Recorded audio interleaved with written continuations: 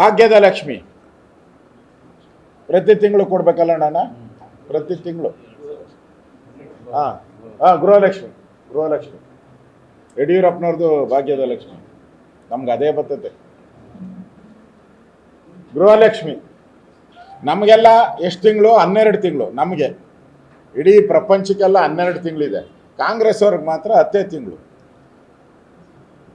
ಇನ್ನು2 ತಿಂಗಳು ಇಲ್ಲೇ ಇಲ್ಲ. ಜನವರಿ ಫೆಬ್ರವರಿ ಇಲ್ಲೇ ಇಲ್ಲ. ಜನವರಿ ಫೆಬ್ರವರಿ ದುಡ್ಡು ಹೊಡೆದ್ಬಿಟ್ಟವ್ರೆ. ಎಷ್ಟು? 1 ತಿಂಗಳಿಗೆ 2,500 ಕೋಟಿ ಕೊಡಬೇಕು ಅವರು. 2 ತಿಂಗಳಿಗೆ 5,000 ಕೋಟಿ. 5,000 ಕೋಟಿ ಇಲ್ಲೇ ಇಲ್ಲ, ಪತ್ತೆನೇ ಇಲ್ಲ. ಬೆಳಗಾವಿ ಅಧಿವೇಶನದಲ್ಲಿ ಕೇಳಿದ್ರಿ, ನಾಳೆ ಬಾ ಅಂದರು.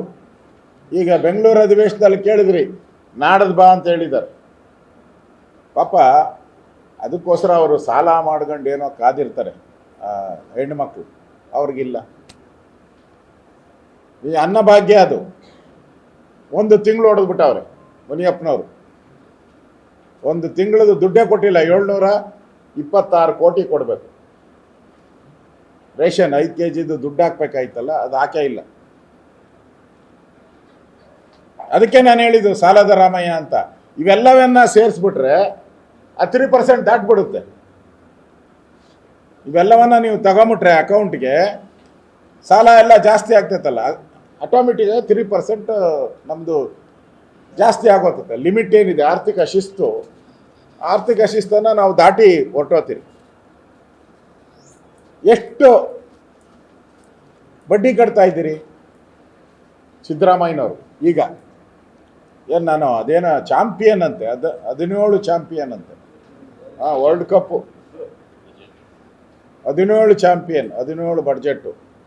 ಎಷ್ಟು ಕಟ್ತಾ ಇದ್ದೀರಿ ಗೊತ್ತಾ? 45,600 ಕೋಟಿ ರೂಪಾಯಿ ನಾವು ಬಡ್ಡಿ ಕಟ್ತಾ ಇರೋದು ವರ್ಷಕ್ಕೆ ನಾವು ಕಟ್ತಾ ಇರೋದೆಷ್ಟು? ಸಿದ್ದರಾಮಯ್ಯನವರು ಈಗ 45,600 ಕೋಟಿ.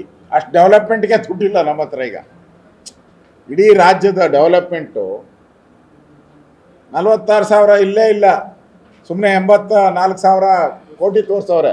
ಅದರಲ್ಲಿ 50 ಈ ಸರಿ ನಾನು ಲೆಕ್ಕ ಕೊಟ್ಟಿದ್ದೀನಿ, 40% ಖರ್ಚು ಮಾಡಿಲ್ಲ ಅವರು. ಕಾಮಗಾರಿಗಳಿಗೆ 40% ಖರ್ಚು ಮಾಡಿಲ್ಲ. ಅಷ್ಟು ದಿನಕ್ಕೆ ಎಷ್ಟು ಕಟ್ತಾ ಇದ್ದೀರಿ?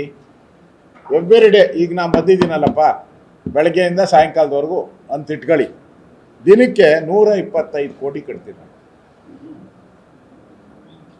ದಿನಕ್ಕೆ 125 ಕೋಟಿ ನಾವು ಬಡ್ಡಿ ಕಟ್ತಾ ಇದ್ದೀರಿ.